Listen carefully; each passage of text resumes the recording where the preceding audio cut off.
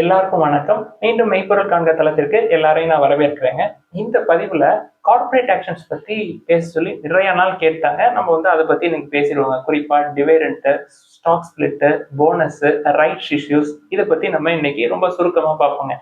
First dividend அப்படின்னு எடுத்துக்கிட்டோம்னா, company ஒவ்வொரு குவார்ட்டரும் 4 குவார்ட்டர் இருக்கும். குவார்ட்டர் ஆன் குவார்ட்டர் அவங்க ப்ராஃபிட் பண்ணுவாங்க.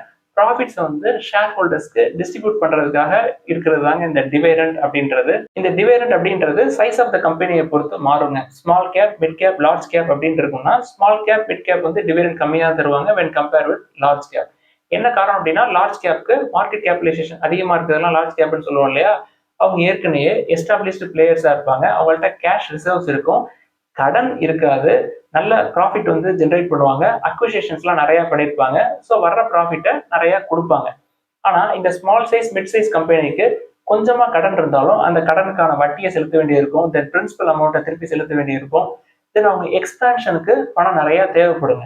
ஸோ இந்த small size company, mid size கம்பெனியை பொறுத்த வரைக்கும் டிவிடெண்ட்ஸ் கம்மியாக தான் இருக்கும். நான் பர்சனலாக என்ன ஃபீல் பண்ணுவேன் அப்படின்னா, ஸ்மாலோ இல்லை மிட்டோ இல்லை லார்ஜ் சைஸ் கம்பெனியோ டிவிடெண்ட் எங்களுக்கு தர வேணாம். நீங்கள் திருப்பி அதை ரீஇன்வெஸ்ட் பண்ணி கம்பெனியோட பெர்ஃபார்மன்ஸை கூட்டுங்க, ப்ராஃபிட்டபிலிட்டியை கூட்டுங்க, ரெவன்யூவை கூட்டுங்க அப்படின்னு தான் நான் எப்பொழுதுமே நினைப்பேங்க. பெரும்பாலும் small size, mid size company இந்த ஸ்ட்ராட்டஜியை ஃபாலோ பண்ணுவாங்க. இப்போ எக்ஸாம்பிளுக்கு நாட்கோ ஃபார்ம் எடுத்துங்க, டிவிடெண்ட் கம்மியாக தான் இருக்கும், பயங்கரமா ரீஇன்வெஸ்ட் பண்ணுவாங்க. அது ஒரு mid size company. Large size company ITC மாதிரி எடுத்துக்கங்க, அவங்க நல்லா எஸ்டாப்ளிஷ்டு பிளேயர்ஸா இருக்கிறாங்க, 5 or 6 டிஃபரெண்ட் செக்டர்ல பெரிய பிளேயரா இருக்கிறாங்க. அவங்க டிவிடெண்ட் டிஸ்ட்ரிபியூஷன் நல்லா இருக்குங்க. அடுத்து ஸ்டாக் ஸ்பிளிட் எடுத்துக்கிட்டோம் அப்படின்னா, ஃபேஸ் வேல்யூ அப்படின்ற விஷயம் தாங்க முக்கியமா நம்ம ஃபோக்கஸ் பண்ணோம். இப்போ ஃபார் எக்ஸாம்பிளுக்கு ஒரு கம்பெனியை கன்சிடர் பண்றப்போ அதோட ஃபேஸ் வேல்யூ 10 இருக்குன்னு வச்சுக்கோங்களேன். அவங்க ஸ்டாக் ஸ்பிளிட் அனௌன்ஸ் பண்றாங்க, 10:1 அப்படின்னு ஸ்டாக் ஸ்பிளிட் அனௌன்ஸ் பண்றாங்க. ஷேர் பிரைஸ் 100 ருபீஸா இருக்கு, ஃபேஸ் வேல்யூ 10 இருக்குன்னு வச்சுக்கோங்க. இந்த ஸ்டாக் ஸ்பிளிட் 10:1 அப்படின்றது எக்ஸிக்யூட் ஆகுறப்ப இந்த ஷேர் பிரைஸ் 100 அப்படின்றது குறைஞ்சு 10 ஆயிருங்க. அதாவது நம்மள்ட்ட நம்பர் ஆஃப் ஷேர்ஸ் கூடிரும். ஒரு ஷேர் வச்சிருக்க இடத்துல 10 ஷேர் வந்துடும். பட் ஷேர் பிரைஸ் 100 அப்படின்றது 10 குறைஞ்சிருங்க. இந்த ஃபேஸ் வேல்யூ அப்படின்னா என்னன்னா, நாமினல் வேல்யூ, அதாவது ஷேர் இஷ்யூ பண்றப்ப அவங்க இஷ்யூ பண்ற காஸ்ட், அதுதாங்க ஃபேஸ் வேல்யூ. அதை original cost of the share or accounting value of the share அப்படின்னு சொல்லலாங்க. சரி, இந்த கம்பெனிஸ் ஸ்டாக் ஸ்பிளிட்டை எதுக்கு போடுறாங்க அப்படின்னா, இப்போ ஒரு ஷேர் பிரைஸ் 100 ருபீஸ் இருக்கு, அதை 100 ருபீஸ் கொடுத்து கன்சிடர் பண்ண முடியாதவங்க 10 ரூபாய் ஆனதுக்கு அப்புறம் அதை கன்சிடர் பண்றதுக்கு உங்களுக்கு ஒரு ஆப்பர்ச்சுனிட்டி கிடைக்கும். அதுக்காக கூட அவங்க ஸ்டாக் ஸ்பிளிட் போடலாம், ரொம்ப அஃபோர்டபுளா இருக்கும். ஸோ ஸ்டாக் ஸ்பிளிட் பண்றப்போ வைட் ரேஞ்ச் ஆஃப் இன்வெஸ்டர்ஸ் அதை கன்சிடர் பண்றதுக்கான ஒரு வாய்ப்பு கிடைக்கும். Then number of outstanding shares கூடும், ட்ரேடிங் வால்யூம் அதிகமாகுங்க. சரி, நம்பர் ஆஃப் ஷேர்ஸ் கூடுது அப்படின்னு சொல்றோம். அப்ப வேல்யூவேஷன்ஸ்ல ஏதாவது மாற்றங்கள் இருக்குமா அப்படின்னு கேட்டா, மார்க்கெட் கேபிடலைசேஷன்லயோ இல்ல வேல்யூவேஷன்ஸ்லயோ எந்த சேஞ்சஸுமே இருக்காதுங்க. ஸோ ஒரு கம்பெனி ஸ்டாக் ஸ்பிளிட் அனௌன்ஸ் பண்ணியிருக்காங்க, இப்போ நம்ம ஒரு ஸ்டாக் கன்சிடர் பண்ணோம் அப்படின்னா நம்மளுக்கு 10 கிடைக்கும் அப்படின்னு சொல்லி கன்சிடர் பண்றதுல எந்த ரீசனுமே கிடையாதுங்க. வேல்யூவேஷன் மாற போறது கிடையாது. அடுத்து போனஸ் எடுத்துக்கிட்டோம் அப்படின்னா, free shares or additional shares provide பண்றதுங்க ஷேர் ஹோல்டர்ஸ்க்கு. ஸ்டாக் ஸ்பிளிட்டை பொறுத்த வரைக்கும் ஃபேஸ் வேல்யூ மாறும், பட் போனஸ் எடுத்துக்கிட்டோம் அப்படின்னா ஃபேஸ் வேல்யூ மாறாதுங்க, அப்படியே தான் இருக்கும். நம்பர் ஆஃப் ஷேர்ஸ் கூடும், டிபெண்டிங் அப்பான் த ரேஷியோ. அதுக்கேற்ற மாதிரி ஷேர் பிரைஸ்ல அட்ஜஸ்ட்மெண்ட் நடக்குங்க. சரி, ஸ்டாக் ஸ்பிளிட் பண்றப்ப மார்க்கெட் கேப் மாறாதுன்னு சொன்னீங்க. இப்போ போனஸ் கொடுக்குறப்ப மார்க்கெட் கேப் மாறுமா அப்படின்னு கேட்டா, மார்க்கெட் கேப் மாறாதுங்க, பட் ஷேர் கேபிட்டல் இன்க்ரீஸ் ஆகும். அந்த ஷேர் கேபிட்டல் அப்படின்றது என்னன்னா, கம்பெனி அவங்களோட ரிசர்வ்ஸ்ல இருந்து அமௌண்ட் கம்பெனிக்குள்ள எடுத்து இன்வெஸ்ட் பண்ணுவாங்க, அதுதான் ஷேர் கேபிட்டலுங்க. அதாவது கம்பெனி தொடர்ந்து ப்ராஃபிட் பண்ணிக்கிட்டே இருக்கிறாங்க. ப்ராஃபிட் பண்ணிக்கிட்டே இருக்கிறப்ப அவங்கள்ட்ட ரிசர்வ்ஸ் அதிகமாகும். ஒன்னு அதை டிவிடெண்டா கொடுக்கணும். டிவிடெண்டா கொடுக்கறதுக்கு விருப்பம் இல்லை, அதை ஷேர் கேபிட்டலா திருப்பி கம்பெனிக்குள்ளே இன்வெஸ்ட் பண்ணிடலாம் அப்படின்னு நினைக்கிறவங்க புதுசா போனஸ் ஷேர்ஸ் கொடுத்து திருப்பி ஷேர் கேபிட்டலை இன்க்ரீஸ் பண்ணிடுவாங்க. இது லாங் டேர்ம்ல ஷேர் ஹோல்டர்ஸ்க்கு பெனிஃபிட் கிடைக்குங்க. அதாவது போனஸ் அனௌன்ஸ் பண்ணதுக்கு அப்புறம் நம்ம கன்சிடர் பண்ணோம் அப்படின்னா அதுல எந்த பெனிஃபிட்டுமே இருக்காதுங்க. Benefit in the sense, bonus announce பண்ணதுக்கு அப்புறம் நம்ம கன்சிடர் பண்ணதுனால நம்மளுக்கு எந்த பினான்சியல் பெனிஃபிட்டும் இருக்காது. குறிப்பா இந்த போனஸ் ஷேர்ஸ் இஷ்யூ பண்றாங்களே, அதுக்கு எங்க இருந்து ஃபண்ட் வருது அப்படின்னா, அவங்களோட ஏர்னிங்ஸ், அவங்களோட ரிசர்வ்ஸ், அதுல இருந்தாங்க ஃபண்ட் வரும். ஸோ போனஸ் இஷ்யூ பண்றப்ப ஏர்னிங்ஸ் பெர் ஷேர் குறையும். வேல்யூவேஷன்ஸ்ல ஏதாவது மாற்றம் வருமா அப்படின்ற சந்தேகம் வருங்க. அதாவது ஏர்னிங்ஸ் பெர் ஷேர் குறையும், at the same time share பிரைஸும் குறையிறதுனால வேல்யூவேஷன்ஸ்லேயே பெரிய மாற்றங்கள் இருக்காது. ஃபார் எக்ஸாம்பிளுக்கு அசோக் லேலண்ட் சமீபத்தில் 1:1 போனஸ் அனௌன்ஸ் பண்ணியிருந்தாங்க. அது எக்ஸிக்யூட் ஆயிடுச்சுங்க. இப்போ எல்லாத்துக்குமே 1:1 போனஸ் ஷேர்ஸ் கிடைச்சிருக்கும். இப்போ அசோக் லேலண்டை வச்சு நம்ம ஒரு சின்ன கேஸ் ஸ்டடி மாதிரி பார்க்கலாமே. இப்போ 2015ல நீங்க அசோக் லேலண்ட் ஷேரை கன்சிடர் பண்றீங்க. நீங்க ஒரு 12,500 ருபீஸ் அசோக் லேலண்ட்ல இன்வெஸ்ட் பண்றீங்க. ஒரு ஷேர் 125 ரூபாய் அப்படின்ற மேனிக்கு 100 ஷேர் கன்சிடர் பண்றீங்க. ஓகே, இப்போ 2015ல இருந்து 2025 வரைக்கும் அதை ஹோல்ட் பண்றீங்க. நீங்க இனிஷியலா 12,500 இன்வெஸ்ட் பண்ணிருக்கீங்க. இப்ப போனஸ் வந்து அனௌன்ஸ் பண்றப்ப ஷேர் பிரைஸ் வந்து 250 ரூபாய் இருக்கு அப்படின்னு வச்சுக்கோமே. அதுதான் வந்து ரெக்கார்ட் டேட் அன்னைக்கு இருக்கிற ஷேர் பிரைஸ்.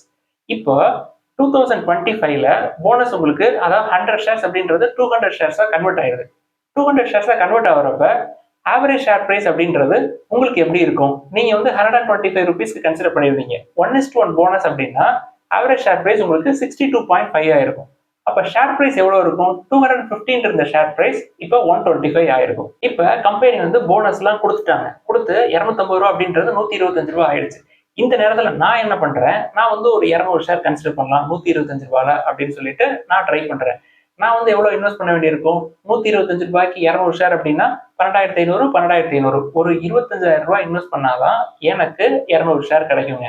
ஆக 10 வருஷத்துக்கு முன்னாடி இன்வெஸ்ட் பண்ணவங்களுக்கு 200 ஷேர் வந்து ஆவரேஜ் ஷேர் பிரைஸ் 62.5 இருக்கும். அப்படியே இருக்கட்டும். இப்ப 2025ல இருந்து 2030 வரைக்கும் நான் வந்து 5 வருஷம் அந்த 200 ஷேரை ஹோல்ட் பண்றேன். நான் வந்து 25,000 ரூபாய் இன்வெஸ்ட் பண்ணியிருந்தேன், ஹோல்ட் பண்றேன். 2030ல அசோக் லேலண்டோட ஷேர் பிரைஸ் வந்து ஒரு ஷேர் 250 ரூபாய் ஆகுது. அப்படியே டபுள் ஆகுதுன்னு வச்சுக்கோமே. 2025ல நான் இன்வெஸ்ட் பண்ண 25,000 ரூபாய்க்கு ப்ராஃபிட் வந்து ஒரு 25,000 ரூபாய் கிடைச்சிருக்குங்க. ஆனா 2015ல ஒரு 12,500 ரூபாய் இன்வெஸ்ட் பண்ணிருப்பாங்க இல்லையா, அவங்கள்ட்டே வந்து 200 ஷேர் இருக்கு. ஸோ நம்பர் ஆஃப் ஷேர்ஸ் வந்து 200 இருக்கு. பட் ஆவரேஜ் ஷேர் பிரைஸ் பார்த்தா அவங்களுக்கு 62.5 இருக்கும். ஸோ அவங்களுக்கு ஹையர் ப்ராஃபிட்ஸ் கிடைக்கும். ஸோ போனஸை பொறுத்த வரைக்கும் இன்வெஸ்டர்ஸ்க்கு லாங் டேர்ம்ல பெனிஃபிட் கிடைக்குங்க. இமீடியட் ஃபினான்ஷியல் பெனிஃபிட் வந்து கிடைக்காது. பெரும்பாலும் போனஸ் கொடுத்ததுக்கு அப்புறம் ஷேர் பிரைஸ் கொஞ்சம் குறையுங்க. ஏன்னா லாங் டேர்ம் இன்வெஸ்டர்ஸ்க்கு ஆவரேஜ் ஷேர் பிரைஸ் வந்து குறைஞ்சிருக்கும், நம்பர் ஆஃப் ஷேர்ஸ் வந்து கூடியிருக்கும். இன்வெஸ்ட் பண்ண அமௌண்ட் வந்து சேமா இருந்தாலும் அவங்க எல்லாம் கொஞ்சம் விற்பாங்க. கொஞ்சம் ஷேர் பிரைஸ் குறைஞ்சதுக்கு அப்புறம் 250 ரூபாய் கொடுத்து அசோக் லேலண்ட் வாங்க முடியாதவங்க 120 125 வந்தவொடனே வாங்கலாமா அப்படின்னு சொல்லி ஒரு பெரிய கூட்டம் உள்ள வரும். ஸோ பெரிய கூட்டம் உள்ள வர்றப்ப ஷேர் பிரைஸ் கொஞ்சம் கொஞ்சமா மேலே ஏறும். ஸோ தொடர்ந்து ஹோல்ட் பண்றவங்க, அதாவது 2015ல வாங்கினவங்களும் தொடர்ந்து ஹோல்ட் பண்ணாங்க அப்படின்னா அவங்களுக்கு நல்ல பெனிஃபிட் கிடைக்கும். ஸோ நம்ம தெரிஞ்சுக்க வேண்டியது என்ன அப்படின்னா, போனஸ் வந்து அனௌன்ஸ் பண்றாங்க அப்படின்னோடனே நம்ம போய் உள்ள என்ட்ரு ஆனோம் அப்படின்னா நம்மளுக்கு பெனிஃபிட் எதுவும் கிடைக்காது. அப்போதைக்கு நம்ம அதுல இருந்து ஒரு 5 to 6 இயர்ஸ் வெயிட் பண்ண வேண்டியிருக்கும். அடுத்து கார்பரேட் ஆக்ஷன்ல ரைட்ஸ் இஷ்யூஸ் எடுத்துக்கிட்டோம் அப்படின்னா, கம்பெனி வந்து ஃபண்ட் ரைஸ் பண்றதுக்காக இந்த ரைட்ஸ் இஷ்யூஸை வந்து யூஸ் பண்ணுவாங்க. ரைட்ஸ் இஷ்யூஸ்ல வந்து ப்ரொமோட்டர்ஸும் பணம் போடணும், மற்ற ஷேர் ஹோல்டர்ஸும் பணம் போடணுங்க. ரைட்ஸ் இஷ்யூஸ் மூலமா ஃபண்ட் ரைஸ் அப்படின்றது எப்படி நடக்கும் அப்படின்னா, குறிப்பா ஷேர் ஹோல்டர்ஸ்ல இருந்து அவங்கள்ட்ட ஒரு மினிமம் பிரைஸுக்கு ஷேர்ஸ் வந்து கொடுத்துட்டு அவங்கள்ட்ட இருந்து ஃபண்ட் ரைஸ் பண்ணுவாங்க. இப்போ எடுத்துக்காட்டுக்கு சவுத் இந்தியன் பேங்கோட ரைட்ஸ் இஷ்யூஸ் போன வருஷம் நடந்தது இல்லையா, அதை பத்தி நான் டிஸ்கஸ் பண்றேங்க. அவங்க வந்து 21 ரூபாய் ஒரு ஷேர் அப்படின்னு சொல்லிட்டு ஷேர் ஹோல்டர்ஸ்க்கு அவங்க வந்து ஆஃபர் பண்ணியிருந்தாங்க. அப்ப ஷேர் பிரைஸ் வந்து 27 28க்கு மேல இருந்ததுங்க. ஸோ ஷேர் ஹோல்டர்ஸ் வந்து 21 ரூபாய்க்கே அந்த ஷேரை கன்சிடர் பண்ணலாம். எவ்வளவு ஷேர் வந்து 21 ரூபாய்க்கு கன்சிடர் பண்ணலாம் அப்படின்ற ஒரு கேள்வி வருங்க. அதுக்காக ஒரு ரேஷியோ வந்து கொடுப்பாங்க. சவுத் இந்தியன் பேங்க் வந்து 4:1 அப்படின்னு சொல்லியிருந்தாங்க. 4 ஷேருக்கு ஒரு ஷேர். உங்கள்கிட்ட 4 share south Indian bank share இருந்தது அப்படின்னா ஒரு ஷேர் 21 ரூபாய்க்கு நீங்க கன்சிடர் பண்ணிக்கலாம் அப்படின்னு சொல்லுவாங்க. ரைட்ஸ் இஷ்யூஸை பொறுத்த வரைக்கும் ஒரு டைம் லைன் கொடுப்பாங்க. இந்த டேட்ல இருந்து இந்த டேட் வரைக்கும் நீங்க ரைட்ஸ் இஷ்யூஸ் அப்ளை பண்ணலாம் அப்படின்னு சொல்லிட்டு உங்களுக்கு எலிஜிபிள் ஷேர்ஸ் வந்து கிடைக்குங்க. RE ஷேர்ஸ் வந்து உங்களோட டிமேட்ல கிரெடிட் ஆயிரும். அந்த ஷேர்ஸ்க்கு ஈக்குவலண்டான ரைட் ஷேர்ஸை நீங்க அப்ளை பண்ணலாம். உங்களுக்கு அப்ளை பண்ண விருப்பம் இல்லை அப்படின்னா அந்த RE ஷேர்ஸை ட்ரேட் பண்ணி கொடுத்துடலாம். வேற யாராவது யூஸ் பண்ணிக்குவாங்க அதை. இதுல குறிப்பா நம்ம தெரிஞ்சுக்க வேண்டியது என்ன அப்படின்னா, ரைட்ஸ் இஷ்யூக்கு ரெக்கார்ட் டேட் ஒன்று சொல்றாங்க அப்படின்னா அதுக்கு ஒரு 2-3 நாளைக்கு முன்னாடியே அந்த RE ஷேர்ஸ் அப்படின்றது டிசேபிள் ஆயிருங்க. ஸோ ரைட்ஸ் இஷ்யூஸ் அப்ளை பண்ற மாதிரி இருந்தா அந்த RE ஷேர் வச்சுக்கலாம். இல்லாட்டி அப்ளை பண்றவங்களுக்கு நீங்க ஓப்பன் மார்க்கெட்ல வித்துடலாம்.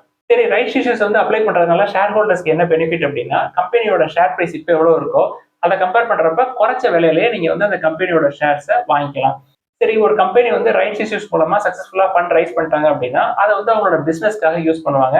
நீங்க வந்து மார்க்கெட் பிரைஸை விட கம்மியான பிரைஸ்ல ரைட்ஸ் இஷ்யூஸ் மூலமா கன்சிடர் பண்ணிருப்பீங்க. ஸோ ரைட்ஸ் இஷ்யூஸ் மூலமா ஒரு கம்பெனி வந்து ஃபண்ட் ரைஸ் பண்றாங்க அப்படின்னா அதை கொண்டு போய் பிசினஸ்ல போட்டு அந்த பிசினஸ் வந்து ப்ராஃபிட்டா உங்களுக்கு தெரியறதுக்கு ஒரு வருஷமாவது ஆகும். ஸோ ஷேர் ஹோல்டர்ஸ்க்கு மினிமம் பிரைஸ்ல அந்த ஸ்டாக் கிடைச்சிடும். நீங்க கொடுத்த பணத்துக்கு ஏற்ற மாதிரி கம்பெனி வந்து 1 வருஷத்துலயோ 2 வருஷத்துலயோ பெர்ஃபார்மன்ஸ் பூஸ்ட் ஆகிறப்ப ஷேர் பிரைஸும் ஏறும். அப்ப ஷேர் ஹோல்டர்ஸ்க்கு ஒரு ரிவார்டா இருக்குங்க. இப்ப ரைட்ஸ் இஷ்யூஸை கன்சிடர் பண்ணிட்டு ஷேர்ஸை வாங்கி டிமேட்ல வச்சுக்கிட்டீங்க. ஒரு 2 மாசம் கழிச்சு ஷேர் பிரைஸ் வந்து ஒரு 10% ஏறுதுன்னு வச்சுக்கோங்க. அப்ப ஆசைப்பட்டு கொடுத்தீங்க அப்படின்னா நீங்க ஏற்கனவே ரைட்ஸ் இஷ்யூஸ்க்காக பணம் கொடுத்தீங்க இல்லையா, அதோட எஃபெக்ட் எல்லாம் தெரியறதுக்கு முன்னாடியே நீங்க கொடுத்துருவீங்க. அதோட எஃபெக்ட் தெரியறதுக்கு 1 வருஷம் ஆகும் அப்படின்னு சொன்னோம். ரைட்ஸ் இஷ்யூஸும் லாங் டேர்ம்ல ஷேர் ஹோல்டர்ஸ்க்கு நல்ல பெனிஃபிட் தரும். ரைட்ஸ் இஷ்யூஸை பொறுத்த வரைக்கும் ஃபண்ட் நம்ம கொடுப்போம், கம்பெனியும் ஃபண்ட் போடுவாங்க. ஃபண்ட் ரைஸ் பண்றதுக்கான ஒரு வேலை தான் இது. இதெல்லாம் தான் இந்த பதிவுல டிஸ்கஸ் பண்ணோம் அப்படின்னு நினைச்சோம். ஏதாவது சந்தேகங்கள் கேள்விகள் இருந்தா கீழே எழுதுங்க. எல்லாருக்கும் நன்றி.